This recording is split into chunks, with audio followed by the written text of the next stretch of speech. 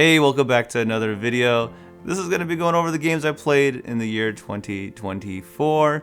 I've been doing this series since 2018, so if you've been following the series since then, well, welcome back to yet another video about games we played. So let's sit back, grab your drink if you got a tea or coffee, or if it's after 5, something else, and let's talk about our favorite pastime, favorite hobby. Let's talk about some games. First one I already talked about in my 2023 video, and that's Like a Dragon Ishin, and I'm not gonna really say too much more about it. I enjoyed it. That was a really good time. You should play it if you haven't played it yet, but that was included in the last video. So if you remember from Like a Dragon Ishin, I was really into like farming simulators because of the farming sim that was in there. And so I played Coral Island, and I spent 140 hours in this one. I really enjoyed my time with this game. I really liked Stardew Valley, and this was very much like that. Just, you know, better graphics, different mechanics, a lot of quality of life. So let's get into it. I mean, it's a farming simulator, and this game, it has really much those chill vibes. It's just, you can sit back, relax, get into farming. It has all of the things that Stardew had. You know, you got your farm, you have the mine, you have the people, you have the relationships, going through, you know, the harvest and the crops, and then you had orchards, and you had a lot of just different mechanics that were kind of unique to Coral Island. There's also an underwater whole segment with like coral and whatever that was going on in there. The relationships with the townsfolk was also very fun. I enjoyed talking to everyone, doing that typical day cycle that you would have in a Stardew Valley-esque game, and that's all here in Coral Island. I'm pretty sure now that it's been a year later, there's been a lot more improvements to the game, more things added, but when I played it, yeah, there were crashes. I really liked the automation that happened at the end where you can do it with like the wine barrels and the honey, but sometimes it wouldn't work on your next day cycle and you would have to restart the game. And so that got kind of annoying. But overall, I highly recommend Coral Island if you haven't checked it out yet. If you really like Stardew Valley, I think you're going to really like this game as well. Alright, so before Dragon's Dogma 2 came out, I'm like, I wanted to play the first one again. So I played Dragon's Dogma Dark Arisen, played Hard Mode, New Game Plus, so I still had all of my stuff and all my progression. Really liked this game. I played this ages ago, but I wanted just to play a little bit more before Dragon's Dogma 2 came out because I love Dragon's Dogma. Played it for like 36 hours. Of course, you know, the combat's great. The pawns are, I love the pawn system. I want that in way more games. The end game in the Dark Arisen is really good. Character creation is always great in this one and in the next one, where pretty much everything matters. Your size, your height directly correlates to carry weight, and so it's kind of awesome. It's like, oh, how big or small you make your pawn is, that's how much weight they can carry. Yeah, pretty much like the things about this, like if you're looking at these games, oh, should I play Dragon's Dogma Dark Arisen first? I would say yes, but you are going to run into problems with the port being really old. Like there is no borderless mode, and if you like to play in borderless like me, when you have 2 monitors and you want to play on borderless, you can't do it there. It does feel dated in the way the inventory works and the way that you get into your inventory and use it and heal and stuff.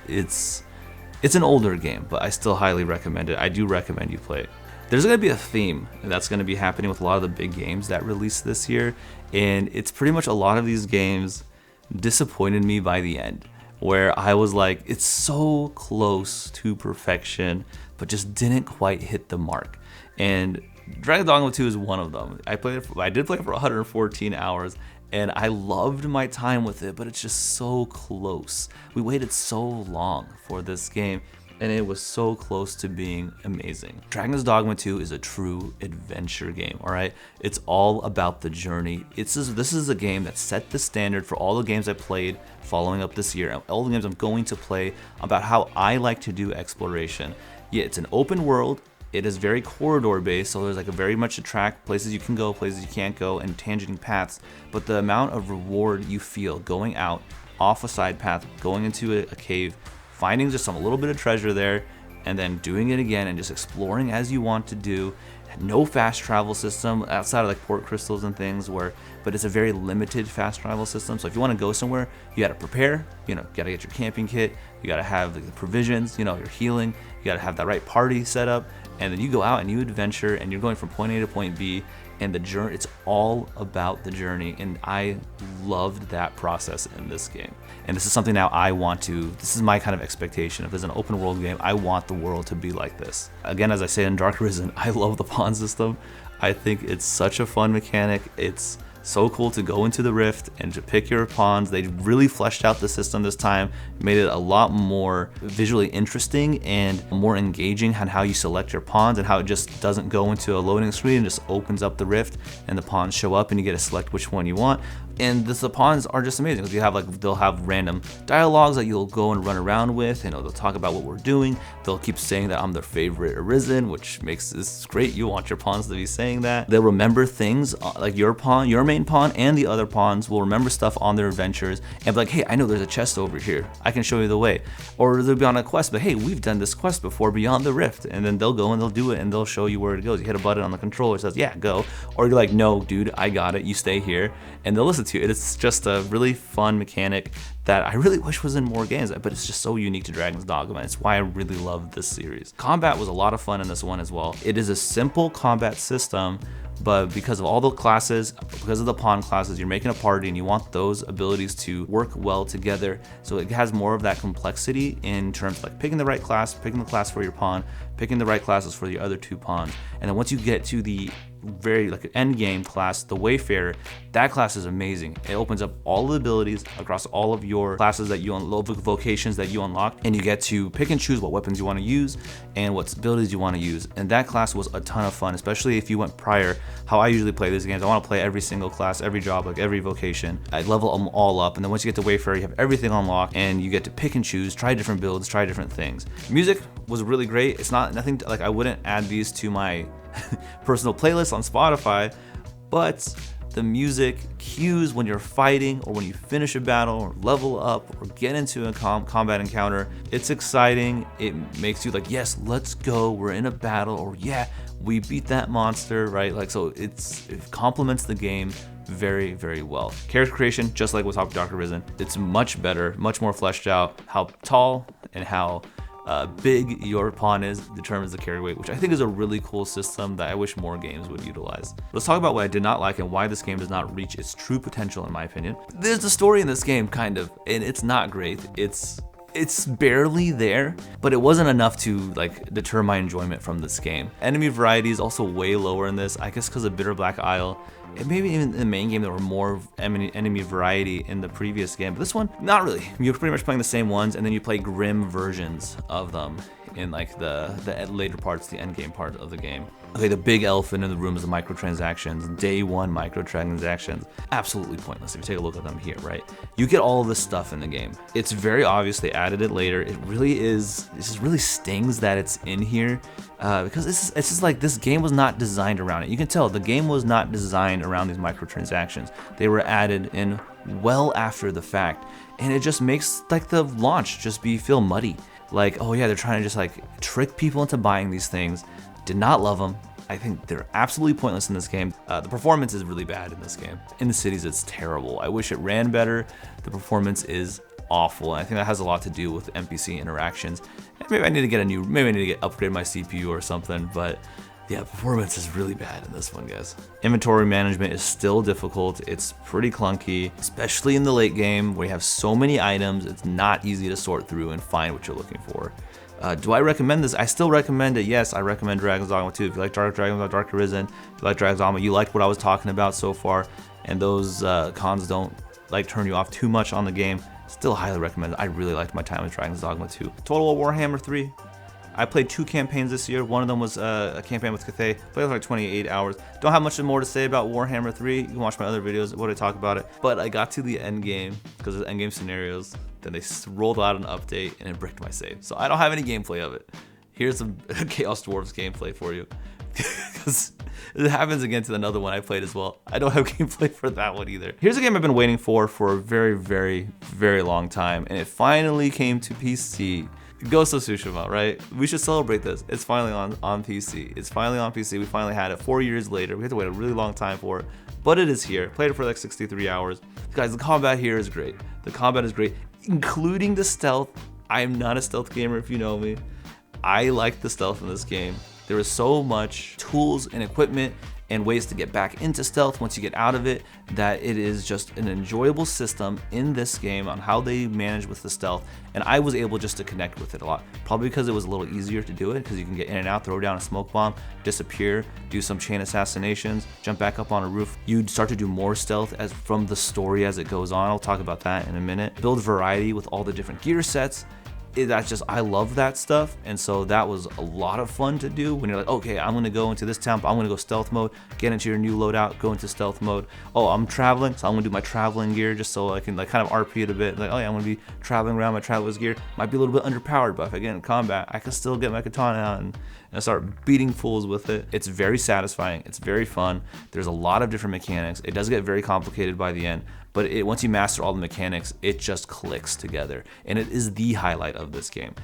The story and the characters, I really enjoy the story and the characters in this game. The story is this really cool journey of when you are taking a character who is a samurai, noble, honorable, and having to learn that no, to beat this enemy, to beat these Mongols, you have to bend the rules and you have to go more into less honorable ways of fighting. And that's when the stealth comes in, how that stealth mechanic works. That's probably why I liked it. This is on PC now, so this is a visually stunning game. It runs so well and it looks so good. Combat and the visuals, massive props. I just played Dragon's Dogma 2. I was just talking about how I have now new expectations, new level of expectations for what I expect from exploration in a game. I did not like exploring this world. It looks beautiful, yes, but to what end? Yeah, going on a vista, it looks stunning. The vistas are stunning. But after a couple hours, you're like, okay, I've seen a lot of these vistas, but I don't want to, there's nothing for me at the other end. I don't want to go there. Once you get that, the exploration feels so dated. And it is dated. I did not enjoy, like when I got to like the DLC at the end, I just zipped through it. I was like, I don't want to explore this extra island. I just had no motivation to do it. Still looks visually stunning, but that for me, I think the standard with Dragon's Dogma 2 going into this. Very open world, it's very pretty, but it's very empty. Now this might be a hot take. I didn't really like the boss fights or those like one-on-one Mongol battles after clearing outposts. I don't like to play Dark Souls games. I'm not good at them. And so those were very frustrating. Those were very, very hard for me. So that's kind of where I stand with Ghost of Tsushima. It's an amazing game, but it just doesn't go to those extra heights. Because when I play an open world game, I played a lot of open world games. And I have this expectation of what I want to see in them to justify them being open world. So Ghost of Tsushima is one of those games where they could have gone a route more linear. The world is not interesting to explore. It is visually beautiful, don't get me wrong. But yeah. So hopefully for the second game, they figure it out and they make stuff a lot more interesting and a lot more, just have a lot more things to do. I do recommend it though. All right, so I played Diablo 4, Season 4 specifically. Don't have much to say about it. Diablo, you know, it's a polished game. You get to skip the story. I love it. Go straight to the end game. Love that. Let's talk about a really good game here. Let's talk about a really, really good game. Octopath Traveller 2. Put 106 hours in this game. Man, I love Octopath Traveller 2. They have improved on every single element, every complaint I had about the first game. They have improved it in this game. The story and the characters, you got new story, you have new travelers. They're all great. I love all of them. They all have, there's this new mechanic with like there's the path actions. There's a day-night, it's not a cycle, just a day-night toggle. All your travelers have path actions for the day, path actions for the night. At a certain point, because you can like bribe or hire different people in the world, you can have like 8 people in your party following you in your train. Just a visually fun experience, just running around in a circle. You have a new system with talents and latent powers. Those were all really great. Obvious JRPG, turn-based combat. Probably between the Persona games and the Octopath Traveler games, 2 favorite systems of turn-based combat is what I judge all other turn-based combat games to. Persona 5 Royale, I do it for that one, and now it's going to be for Octopath Traveler 2. Those are 2 games I'll be like, hey, how is it matching up to, oh, and another game that I'm going to talk about. Yeah, the combat is incredible, Khorne is the best, and there's just so many great combos you can do in this. There's just so much ways that you can interact with your different classes on what jobs and sub-jobs you choose. Very similar to Octopath Traveler, but improved. And so that's the big thing. Octopath Traveler 2 was already amazing. It's like, oh, can it get better? Yes, it can get better. And it did get better. Again, the job system, each traveler has their main job and you get some secondary jobs. There's advanced jobs that you get later on. One of them was kind of like whatever, but most of them are really good. And you get to mix and match them. I love the job system, the Octopath Traveler games. I love stuff like that. I love multiple class systems. I love party-based games. And I like to go in there and start leveling up all of these things. All right, so let's talk about one of my favorite things about this game. Favorite thing about the first game as well. It is the music. This stuff is on my playlist. The day-night cycle, there's a day and night version of the song. So as you are playing it, you toggle to the night, to the day, and it switches to the day version, and it switches to the night version. that is just, oh, it's brilliant. It is brilliant. I was not expecting that to be in this game. And wow, you gotta try it for yourself. You gotta go in and play that game just for the music and just me switching from day and night as you can hear the music change. And the music, yeah, the toe tapping battle music, I love it so much. The music it just ties it all in so perfectly. I don't want to spoil the ending too much, but I love the final battle. One of my favorite things in party-based games happens, and I was so surprised by it, and I loved it. Obviously, I recommend this game. Play this. Go and buy Octopath Traveller 2. It is on Game Pass as well. Go play this game. This game is incredible. You won't regret it. I loved it. Let's talk about Total War Warhammer 3. The other campaign I played is Khorne, 20 hours. Same deal. Can't show you gameplay. Save files are corrupted because of updates. Let's talk about Persona 3 Reload. I played this for like 98 hours. Now, before I start talking about this, I will say I played Persona 5 Royale. That's the first Persona game I played. That game was my game of the year when I played it. So keep that in mind when I talk about Persona 3. So let's see what I liked first. Again, Atlas game, their vibe, their style. I love it. The music, oh, so good. Octopath Traveller 1, Persona 1s, go listen to their tracks, right? The story, I did enjoy the story. We're going to talk about this later of things I didn't like. Did not enjoy the pacing of the story. Very engaging. They do some things in this story that I was not expecting. Yeah, so, but there is a really great tonal shift at the end of the game that changes it changes the saturation, so it goes way more desaturated, and like it changes the music. And there is a track, the main track of that shift that last month. Woo! That one is a beautiful track. It's one of my favorites in this game. Social links are also great. As always with these games, that's really the highlight, is the social links. Your party members, your characters, that is the highlight of Atlas games. The way the characters interact with each other, the social links, and all of that. Still top tier in Persona 3 Reload. What I did like, so you're gonna hear this later, why I'm talking specifically about endgame combat. I love the endgame combat. Your Thurgies, not sure if I'm saying that right. Your Theurgies, it's been a while. There's more than one option by the point you get to the end game, and they're very, very powerful, especially if you're debuffing and buffing them. The late game skills, obviously, in these games, because you start to going to area damage and to targeting everything, your buffs of your party are finally useful because you can target the whole party. Higher level personas are always way more fun to play with. So that's just the typical thing with these Persona games. Like, yeah, the end game combat is great. Anime cutscenes are fantastic. I love seeing them in these games. Fusions are always fun, but it's like the third time I'm really diving into the system with Persona 5 Royale, Persona 5 Strikers, and now with Persona 3 Reload. It's like, okay, I've done this a little too many times. There's nothing new being added. The pacing is really bad in Persona 3 Reload, especially with the day, what you're doing in the day, and then what you're doing in the evening. There's way more of a focus on social stats, and so like it's just constantly grinding those social stats, and it's just not really that fun to do. They're not that fun to do. You're just pretty much pressing the fast forward button the entire time, trying to just get through the evening so you can get into the good stuff. Early combat, I did not like that early combat. I think it takes way too long to get going. I didn't like the dungeon. I don't like Tartarus. This is the blandest, boringest design. And I quit the game I started in February. I didn't finish this game till well later in the year. And it's because of Tartarus. It's the same layouts over and over for like over 100 floors. I would just like start passing, like I was like 10 levels under leveled by the time I got to the end because I was just running past stuff. Didn't like it. Some of the levels are so visually straining to look at, and I could not wait to get out of those ones. Didn't like the boss fights. They're bland, bullet sponges. It's kind of typical with these Persona games. You can't use the mechanics you've been using with the baton passes, or shifts is what they call them here.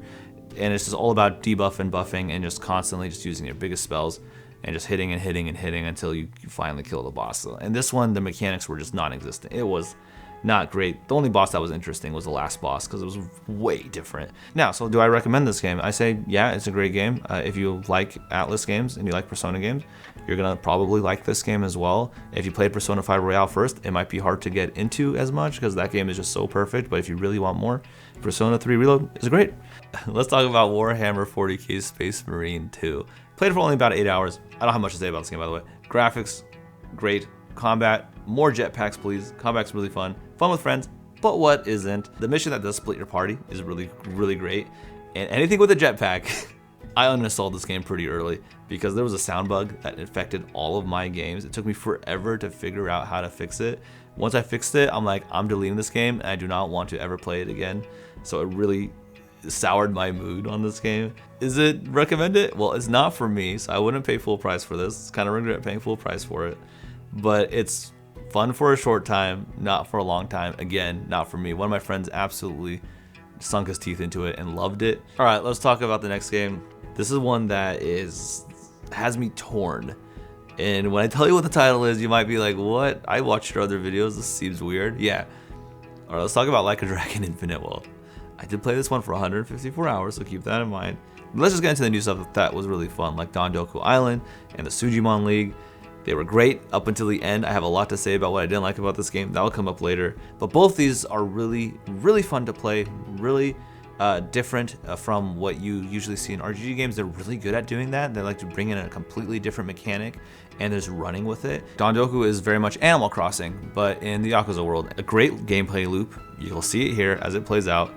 Really liked it. And the Sujimon League, Pokemon, obviously. And that one was also fun to play. Like a Dragon, well, Yakuza games, they have just this vibe of like, you have this serious melodrama with like the Mafia, the Yakuza, and then you have just these fun sims and these fun business sims and these fun just gameplay mechanics that they'll throw into their game. Of course, the mini games are all great, and so I did play the English version, and the English version of the songs in karaoke were a ton of fun. And playing all of Kiru's songs, hearing the English versions of ones I played so much in Japanese already, and it just gave it a fresh gameplay mechanic. It just made it fresh again. It's all the classic RGG stuff there is here. They're asset flips, but it's still fun. Characters are great. You got some new characters in here. You have a returning character from the other game that becomes a playable character. Seon Hee, stand out for me. Lover, Tomi and Shitose, also great characters, but there's only 3 new characters. And then you have all the returning characters from the previous games. The bond system is more fleshed out. You got bond bingo, you have all these random conversations that will happen, and they have so much interactions. And also in terms of villains, Yamai is amazing. I love Yamai. Great character. You can reposition now and that changes everything. Just that alone, repositioning. There's tag teams. There's where when you reposition towards one of your allies, you attack together. There's follow-up mechanics when your bond level is high enough. By the end game, you have so much extra thing going on. It just is a very satisfying loop. It feels extremely rewarding. Positioning becomes huge, way more strategy. You're not always locked into position waiting for people to move around. You have great opening moves that you gotta really quickly scramble trying to land them. The combat is amazing. So between Persona games, Octopath Traveller games, this is a new standard for turn-based combat. It is visually engaging. It still has all the humor that you would always want in it and all those super moves, which I already forgot what they're called. I still wish you could find a better way to inspect your enemies to see what they're weak to versus just clicking an ability, then seeing if it's weak, then clicking another ability, seeing if it's weak. That still needs work, but the combat overall, massive improvement from Yakuza 7. Really well done, like RGD, great job. I am looking forward to how this system evolves and continues, because you guys got something here that's just absolutely incredible. The new map, Honolulu, great, way more detail, but having a new map to explore is so much fun. Yakuza 5, you had so many new maps to explore, and they were always so much fun. The open worlds of RGG games are masterfully done. It's all about small map filled to the brim with things to do, and Honolulu is no exception. And it's like, hey, I loved Okinawa in Yakuza 3, and I loved Okinawa again in Persona 5 Strikers, and I love island-style maps. I think they're just really fun. I'd like to see the beach. The drink links, obviously, those are my favorite parts of Yakuza 7, and so it's also great here as well. The sub-story is always top tier. It's that vibe of you're playing the main story and then you're doing all the sub stories, doing all the drink links, doing all your bond stuff. Really great. I love the progression. I love the way that these games play out. Take a sip of whatever you're drinking and let's get into what I didn't like about Infinte Wealth. I don't like the main story. And like in Dragon's Dogma 2, you can see that if I didn't like the main story, I can still get past it. I couldn't quite get past it. Not in this one. All right, they brought Kiru back. I'll have to make another video about that when I go really into it why I really don't like Hiro in this game. A lot of people do like Hiro in this game. I like Ichiban. I think it's Kasuga's story now. I wish Yakuza 6 ended better. I did like the ending, but I think they could have pushed it further and went and really ended the story there for Kiryu, and I think that would have been really well done. That was his story, right? So the main thing about the story, it's not character-centric at all for our title character. He's just in this game. Ichiban is just in this game. I love Ichiban. He can carry it. Let him do it. You do not have to bring Kiryu in. All right. I have a whole bunch of points about why I didn't like Kiryu in this game. Let me move on. If you want to know more, then motivate me to make the video in the comments below on what it was there. And I've talked about Dragon's Dogma 2 and talked about the microtransactions there and how the game was not designed around the microtransactions. The game is designed around the microtransactions in Infinte Wealth. The progression on all of these things is paywalled into a way where the progression has completely been hamstrung because the best items, the best things you can get in everything like Dondoku Island and Sujimon Link in the dungeons is locked behind money. So everyone was talking about New Game Plus and how it's behind a paywall. And I'm like, okay, fine. I waited for a sale before I bought this game. I think I bought it for like under 40 bucks. What I did not know, and what people really aren't talking about, is the endgame dungeon is also locked behind a paywall. The same paywall. I wish I knew that going into this game. I was extremely surprised. I wish I bought the other edition. Again, just the way that they do these microtransactions and stuff, you have to like read it so much in detail to see what are they stripping out of the game to make it to be an informed buyer. It's like, why can't we just buy a game and make it clear? What are you stripping out of the game? Plaster it on the wall so we know. They know that it's a bad business marketing thing to do that because in Pirate Yakuza, in their marketing, they're saying New Game Plus is included in the game. And everyone's like, yay! And I'm just like, so that with how bad the story ended, how bad the ending of the story was, plus that getting left thrown in your face that you got content stripped out of the game in a $70 game, that just made it, it soured me so much on this game. And this is one I played for like over 40 days in a row. I played it every single day. It's just, Yakuza games there's a time to do, there's like so much content in the game that if you have like 10 minutes to play, you got something to do. If you got 30 minutes to play, you got something to do. If you have 4 hours to play, you got something to do. Like, this is a game that you can just plug and play constantly, and I love that about Yakuza games. A couple funny things I didn't like. Let's end on a humorous note. Doors and dungeons. Let's get rid of them doors and dungeons, all right? That was so annoying.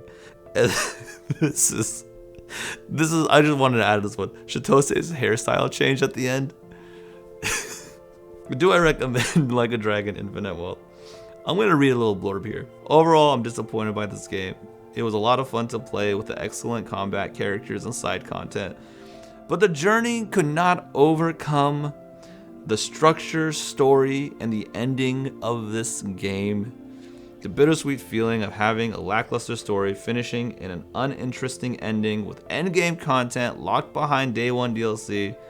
Not something I was expecting to have coming into this game, guys. So if you're going to buy it, buy the edition with all of the things in it, where all of that stuff is at least $70 or less. Get the stuff with all the things in it. Get the stuff with all the Dondoku guests, with all the Sujimons, and then don't use them until you get to the end game, and then put them in and make it your own progression. Be like, hey, that's what I did in Yakuza 7 when I had my friend got me the full bundle and I had all the business people, the end game ones. I did not use them till the end. And it was like, hey, here's your reward for playing it and getting it. Congratulations. Well, that was the thing. I could have so much more to say about Yakuza Infinite Wealth. You're like, how do you have more to say? You already said a lot. So because Yakuza Infinite Wealth was such a sour taste in my mouth, I'm like, you know what? Let me go back to when RGG was making really good games, or making complete whole games. And so Yakuza 0, I went premium adventure mode. So I went back and I played the Cabaret Czar in Yakuza 0, 22 hours. This is amazing. This is, if you have not played this, if you have not played Yakuza 0, go play Yakuza 0. That is my favorite Yakuza game. So go play Yakuza 0. I played the Cabaret Czar on Premium Adventure, starting from scratch in Premium Adventure, so you can go and do whatever you want. This has amazing gameplay and amazing story, and progression is tied to the story, which is great, and it's rewarding because after every little encounter you have, you get pretty much a top tier hostess added to your roster, and by the end, you have a full roster of top tier hostesses. That's how you do it. This is back when RG did it right. So things just to note, if you go play Yakuza 0, it is an older engine, messing a lot of the quality of life, clunky navigation, UI in the menus are kind of a mess, inventory management is very old school. Do I recommend it? Yes, I do recommend Yakuza 0. Go buy this game, play this one. This one, hands down, is the best game. Go play this one. What are you waiting for? All right, let's talk about the next one. And then I went back and did the other Cabaret Club. Yakuza Kiwami 2 Premium Adventure Mode, Cabaret Club, 13 hours. I played this one as well.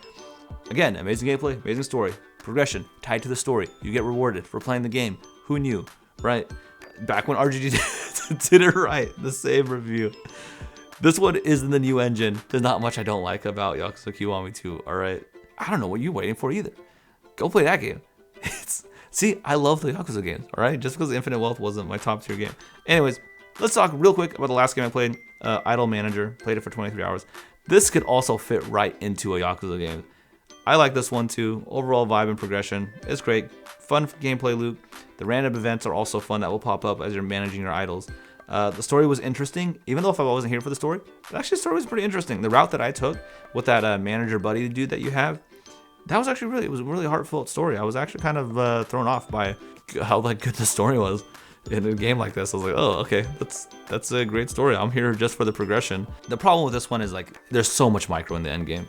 You have too many things going on. There's no automation. It gets repetitive very, very quickly. So the replayability of it kind of just disintegrates because I know what the end game is going to be like. Do I recommend it? Yeah, go play the demo, see if you like it. So guys, that's the list. That's the games I played. I think those are about 15 games I played and finished. There's a lot more games that I played, and so those will all be in a pinned comment below so you can see what I played throughout the months, what games I dipped in and dipped out of. There's a lot of games I dropped and I did not finish. My game of the year, if you haven't guessed it by now, it's Octopath Traveller 2, hands down. My game of the year. Did not come out this year, but hey, what are you gonna do? That game is amazing. What's my 2024 game? I'm giving it to Dragon's Dogma 2. That game changed my entire perception of exploration in an open world. This is the video. That was the stuff. Thank you for watching this. Thanks for being here with me. If you've been watching this series since my 2018 games played in 2018 video, leave a comment below. Hey, but if you stuck around to however long this video was, thank you for being here. Thank you for watching. I just like that if you enjoyed your time here, if you enjoyed watching this video, if you had any games that were your favorite in 2024, go down below, put a comment down. What game was your game of the year? Do you disagree with anything that I talked about? Let me know about that too. I would love to hear your opinion. That's all for now, guys. Take it easy. See you on the next one.